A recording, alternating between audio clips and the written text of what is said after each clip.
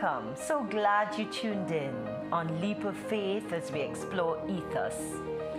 Ethos is about the characteristic spirit of our Catholic culture. It is about trust, credibility, authority. We partner with the University of Dayton as we seek to explore critical issues of our church that help us to broaden our perspective and reimagine our faith. Take the leap with us. Explore the religious imagination. Hi, our theme for today is Laudato Si, in defense of Mother Earth. The challenge of ecological conversion is really an essential component of living our Catholic faith. It should therefore be considered an essential component of our Catholic ethos. But are we converted? What does ecological conversion really mean?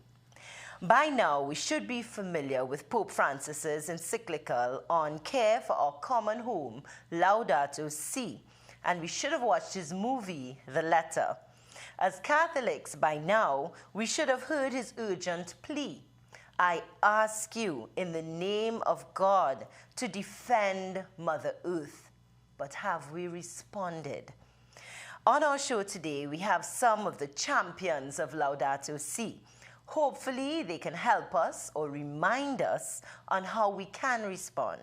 So let me introduce our panelists to you. We have Marianist, Sister Leanne Jablonski, Ph.D.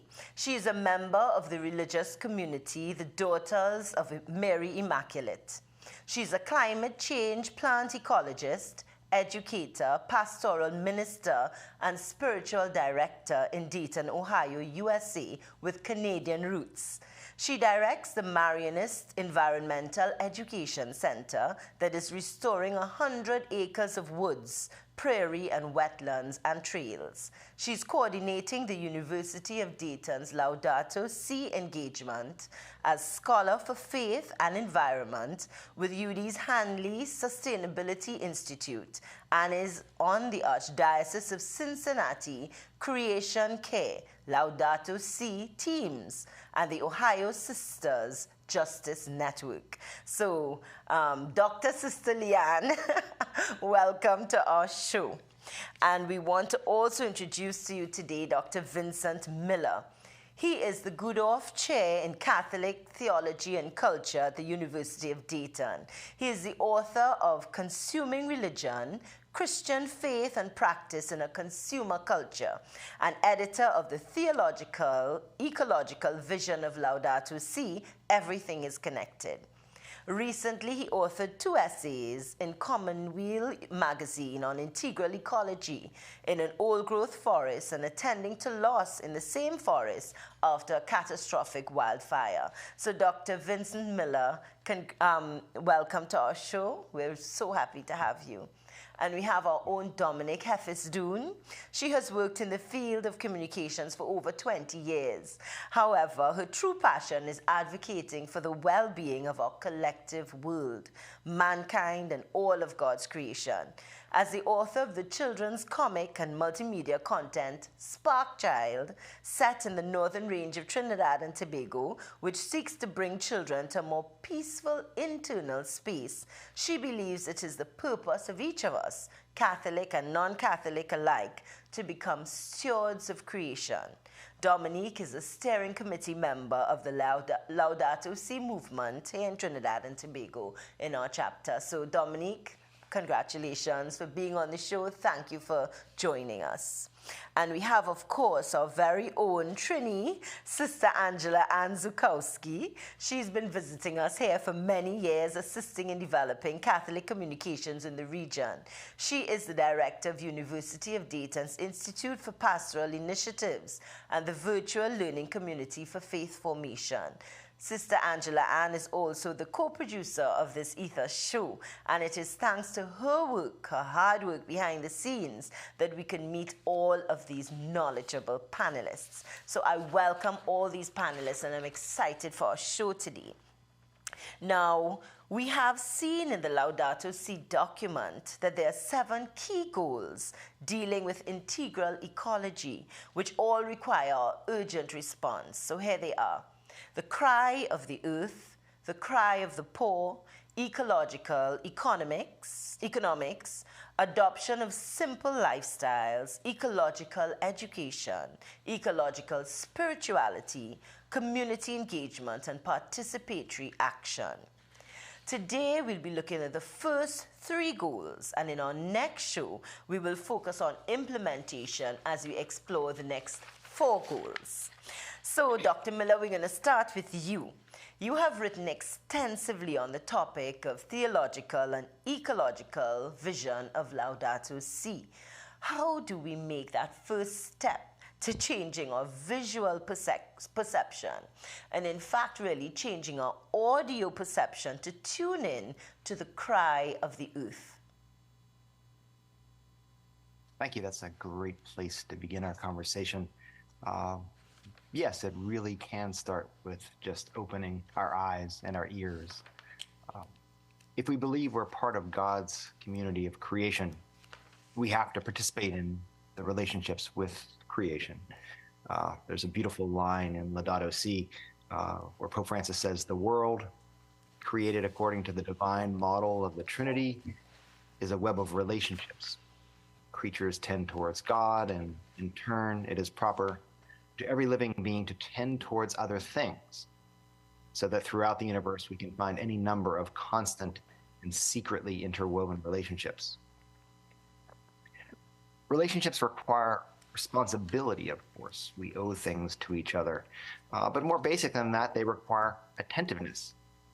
We have obligations to family, friends, and community, but we can't even know what those obligations are unless we pay attention to the people in our lives. Attentiveness isn't simply a logical requirement. Giving another your attention is itself the beginning of a relationship and a requirement for a relationship. So we can build on that ecologically, as Laudato Si would have us do. Attend to where we are. The earth beneath us, the plants and animals that we share that earth with. Open our eyes to them. What wonders can you see in your part of the world, in the place where you live your daily life, in the nature that surrounds it? What beauty can you see? What pain? With our ears, what harmony can we hear? What, the birds singing at dawn, the insects singing at night, the sound of our neighbors walking in the street. What cries can we hear? What things can we no longer hear? Where have the insects gone? Where have the birds gone?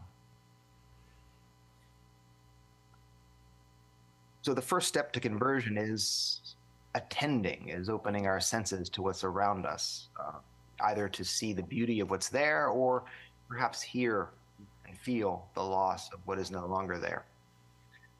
The encyclical Laudato Si is named for St. Francis's great prayer poem, in which he praises God with the rest of creation, Brother Sun, Sister Moon, Brother Wind, and Sister Water. There's a spirituality here that helps us fall in love with the rest of creation, and it's by attention and falling in love that our moral responsibility can begin to grow.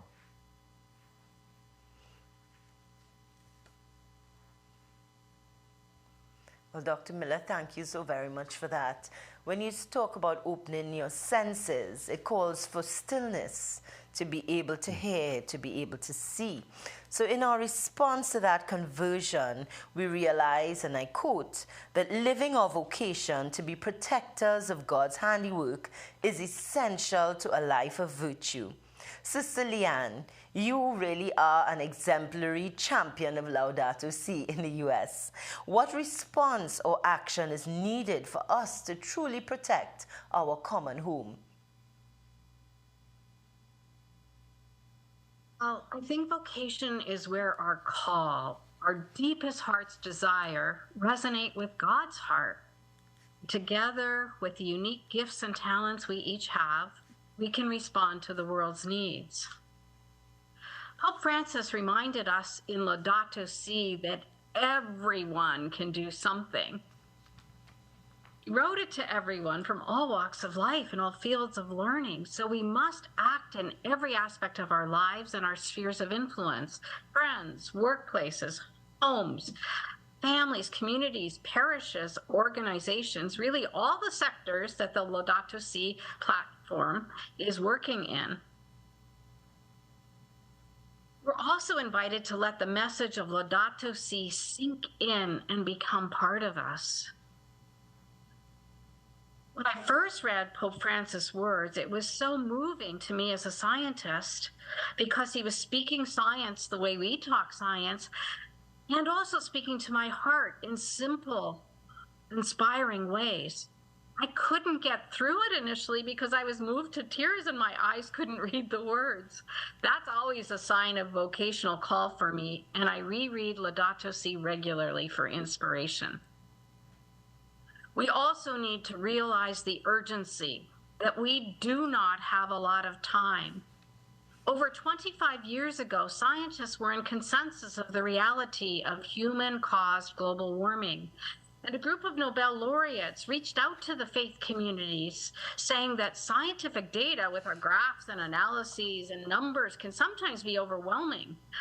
So they invited the faith community to partner in educating about climate change action, because our role is to speak to the transformation of the heart, and that's where change happens. More recently, scientists have been speaking about 2030 being a critical year. If we continue our deforestation and fossil fuel emissions, the temperature will continue to rise, and we could reach a catastrophic tipping point of the Earth's balance. And even more severe storms, glacial melting, that will cause even more disastrous events than we're already seeing can occur. The UN Sustainable Development Goals set the 2030 target, and we're 7 years away from it. So the Laudato Si Action Platform contributes our Catholic voice. We're invited to a year of planning and assessing where we are and making choices in each of the 7 goals. And then every year for 5 years, assess, improve, make new goals, and then have a year of Sabbath rest and celebration as we approach 2030, because we'll have accomplished it together. We're already seeing so many more frequent storms in our world: hurricanes, flooding, heat waves, drought. Just this summer, the forest fires in Maui, Hawaii, and my native Canada, boreal forests of evergreen trees and tundra mosses were burning. I had such deep sadness that the clear air and outdoors I've always loved has become dangerous. Natural ecosystems give us so many free ecosystem services. They filter our air and water, they pollinate our foods, they provide cooler breezes. They're the source of our pharmaceuticals and beauty that uplifts our spirit, yet these are all threatened. So we each must do whatever we can at all levels, and this includes joining as a community to advocate for change. We can do it. It only takes 21 days to form a new habit, so if each month we try something new that's more sustainable, we can forget or goof up 2 days each week, and we'd still have a new pattern at the end of the month, be it reducing our meat consumption or waste, carrying around our own reusable water bottle, just seeing how we can conserve and reduce. At our Marianist Environmental Education Center, we collect seeds from native plants that do well in the region and have a native plant sale to share them throughout. Schools and universities are learning and taking action too. They're continuing to empower girls and working with whole families together.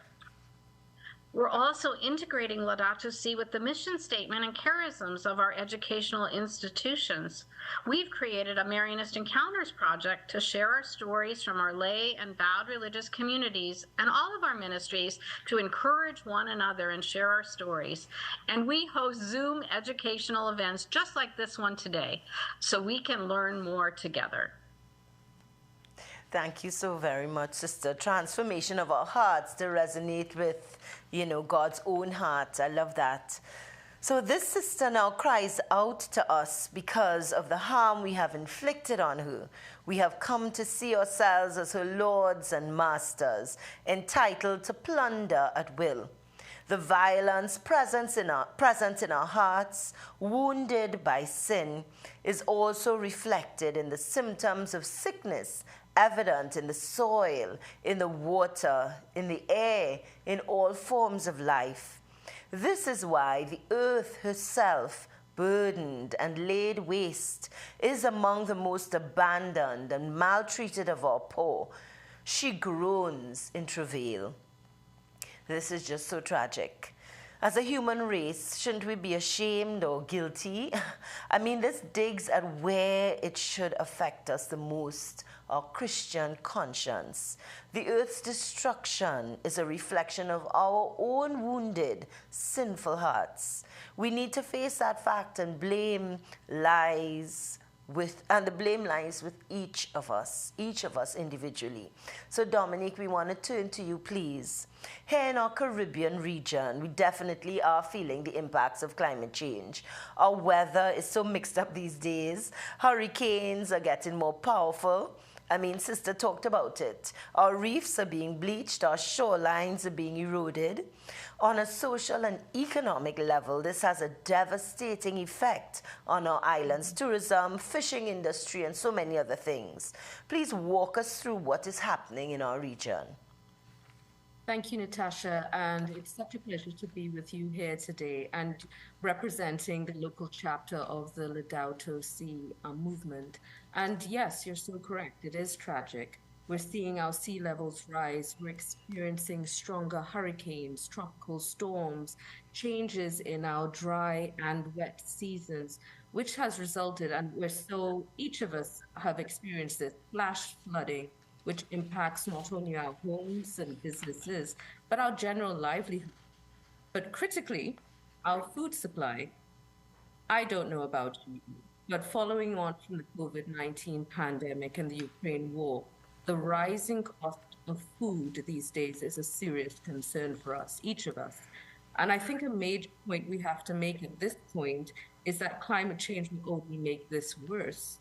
In fact, the Caribbean Public Health Agency, CARPHA, has stated key public health threats to food and agricultural sector in the Caribbean include foodborne and waterborne disease, weather uncertainty, flooding, and other natural disasters. The World Bank is strongly recommending that the Caribbean region invest in climate-smart agriculture to boost productivity and to build climate resilience. I'd also like to quote some urgent takeaways from the 2021 report by the Intergovernmental Panel on Climate Change. The science could not be any clearer. The present and future threat posed by climate change is even greater than we imagined.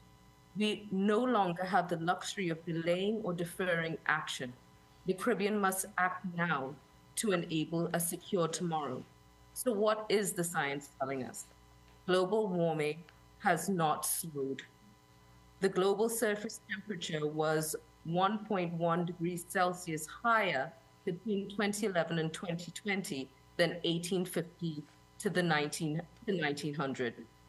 And we know if we reach that 1.5 Celsius rise, we can expect even more intense weather patterns, and we must be prepared for even more extreme weather in the near future.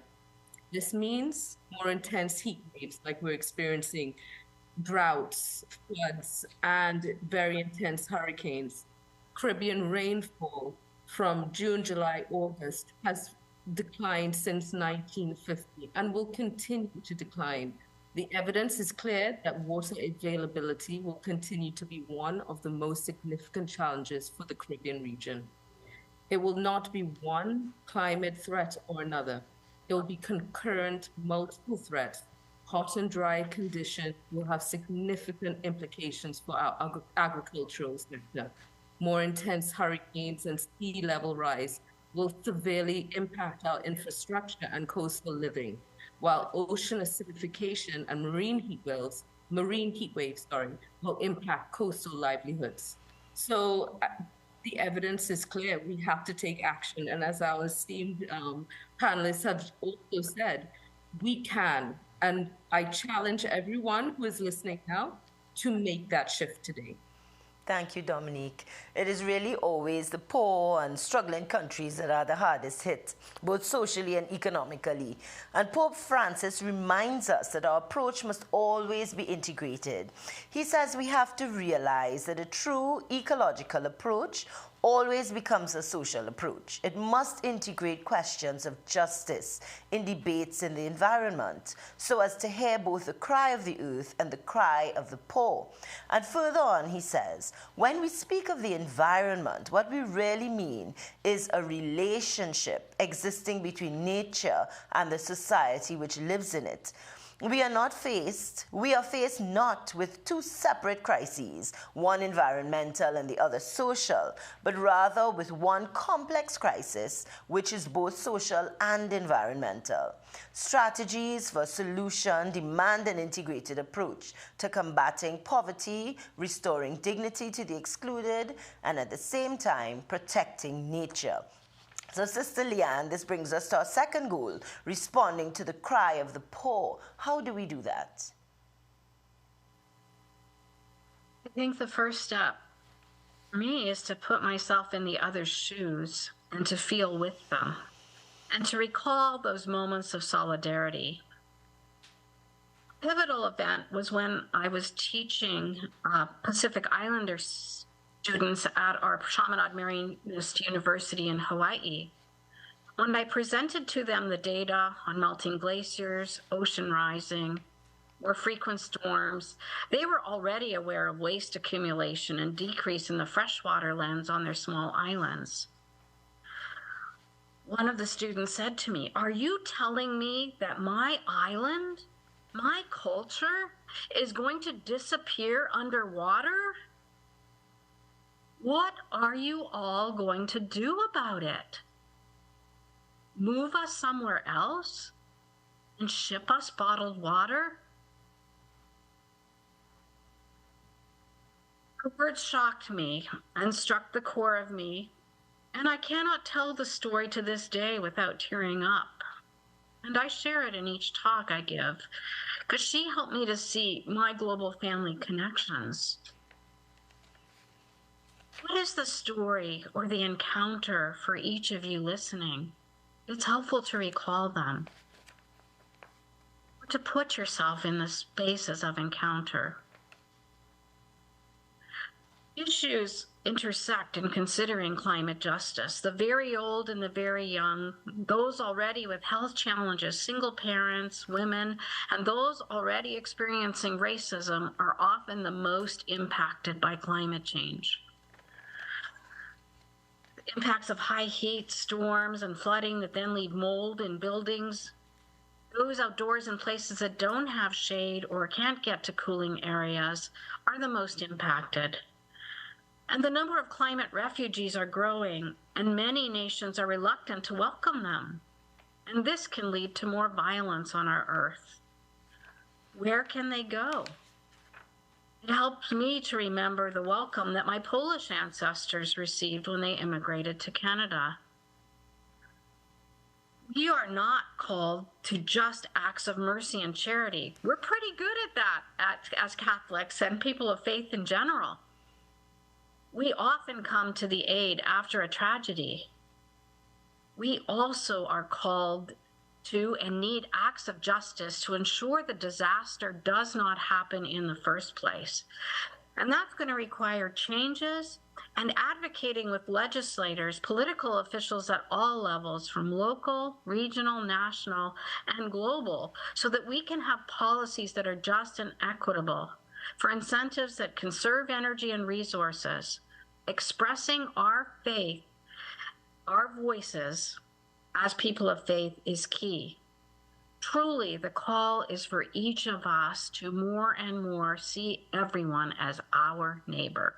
So true, sister. It really is a re-examining of our relationships with the Creator, with creation, with our brothers and sisters, and I dare say with our very selves. So our third goal, ecological economics, acknowledges that the economy is a subsystem of human society. So Dr. Miller, this speaks to our consumer culture. Please help us with this aspect. Well, as complex as the economy becomes, we never escape our dependence on the fruits of the earth and the sea. We rely on creation, the rest of creation, for our life.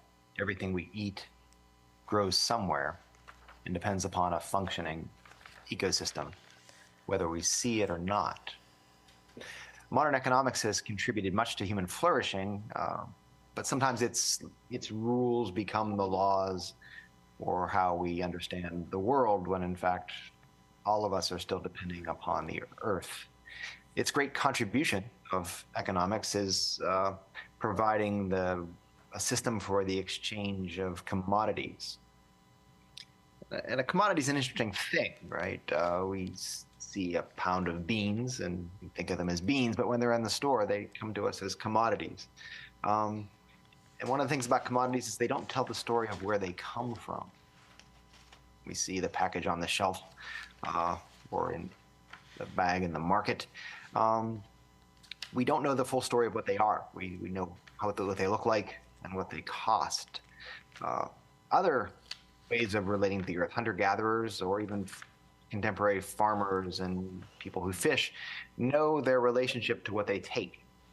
If you take too many fish, the population will collapse and you'll have less next year. If you overfarm your fields, you don't take care of them, your crops will decline. These know their connection to the earth. But as consumers, we don't see the fields. We aren't shown them. We don't see the fisheries. We only see the item on the store shelf. We can only decide based on price, advertising, what they look like to us today. We're kept in dark about their ecological costs. So the global economy we live in forms us in not seeing connections and not understanding the relationships we depend upon. Just take a bag of beans, right? Those can come from a field that's carefully tended, that's where the soil is taken care of, where natural means of fertilizer and pest control are used, right, in a way that deepens the productivity of the soil, or they can come from a plot that's been slashed and burned in a rainforest. And it's just being used quickly for a quick profit, and it will become desertified within a decade or so. Part of the destruction of massive ecosystems which support so much life and indeed our own lives. We don't know really what we're getting. And so the one thing I really spiritually encourage people to think about in terms of economics is how it hides things from us. And what a profound contrast that is with the attentiveness to God's creation, the attentiveness to relationships that Laudato Si calls us to. Right. Thank you very much, Dr. Miller. You know, we just came from a global catastrophe and we made adjustments. We took all the steps that our governments asked us to, all the social distancing, etc. It was hard, but we did it. So why is it so much harder for us to make all these other changes to save our planet, like recycling, carpooling, all those things? They seem simpler than COVID restrictions, really. So, Sister Leanne, what's stopping us from adopting these sustainability measures? Are we seeing progress in this area? Yes, we are.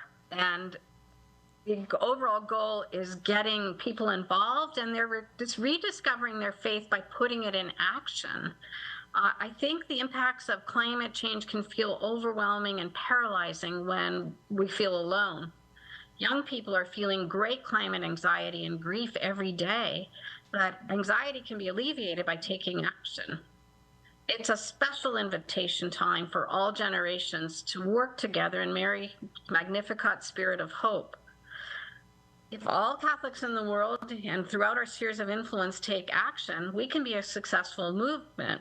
Harvard professor Eric Chenoweth, who is a UD grad, and her research group studied nonviolent movements, then they found it only takes 3.5% engagement of people to affect permanent change.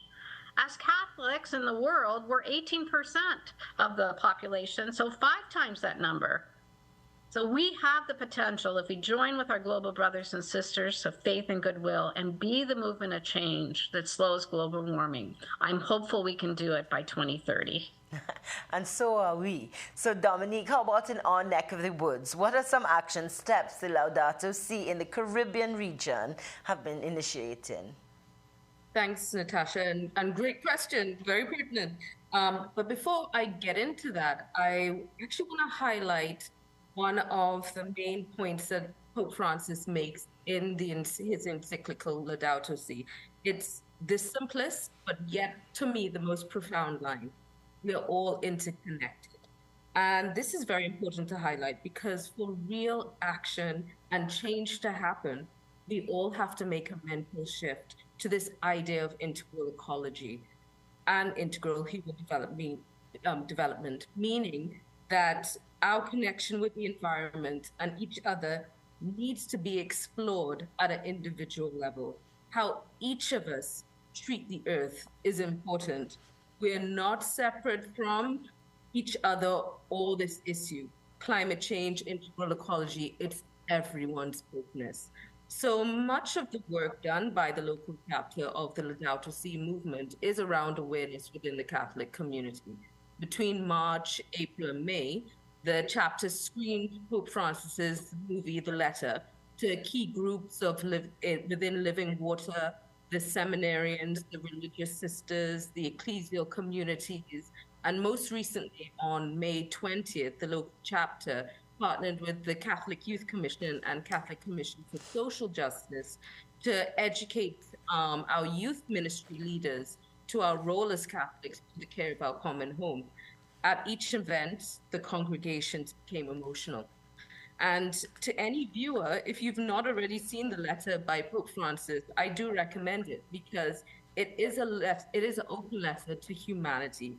And it is essential viewing for each of us beyond our Catholic faith, but more so our role, taking on that mantle and our role as a steward of creation. So currently within the Archdiocese, there's also a new program that I'd like to highlight, food security in parishes. The Archdiocese is attempting to train persons in growing their own, creating home gardens, and living in a more sustainable way. And considering that we already spoke about the rising cost of food, these types of initiatives are so sustainable and critical to our basic well-being at this point. And of course, this marks the beginning of Season of Creation, and the theme being let justice and peace flow. We are called to journey together in communion and to let justice and peace flow as the people of God. It's time for each of us. Oh, sorry. No, I thought you were finished. I was saying there is some progress. So with God's help, we will keep trying. So on the 14th of November 2021, the World Day of Prayer for the Poor, the Dicastery for Promoting Integral Human Development began offering Laudato Si planning guides. In its first year, 3,300 organizations participated in the Laudato Si Action Platform with actions, projects, ideas, and many institutions committed to taking impactful actions. Now, you too, viewer, you too can get involved. To see all those amazing initiatives, just visit the website www.laudatosi.org, and on the website you can enroll and receive tools and guidance to help you on your way.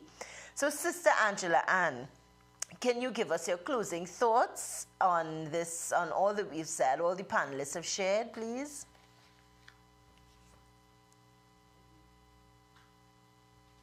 Sister, I believe you may be on mute.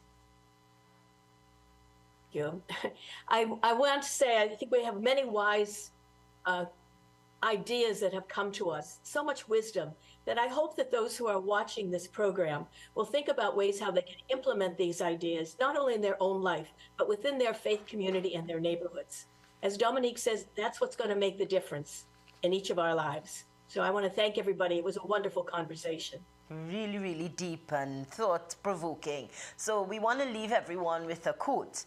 Our goal is not to amass information or to satisfy curiosity, but rather to become painfully aware, to dare to turn what is happening to the world into our own personal suffering, and thus to discover what each of us can do about it. Viewers, thank you.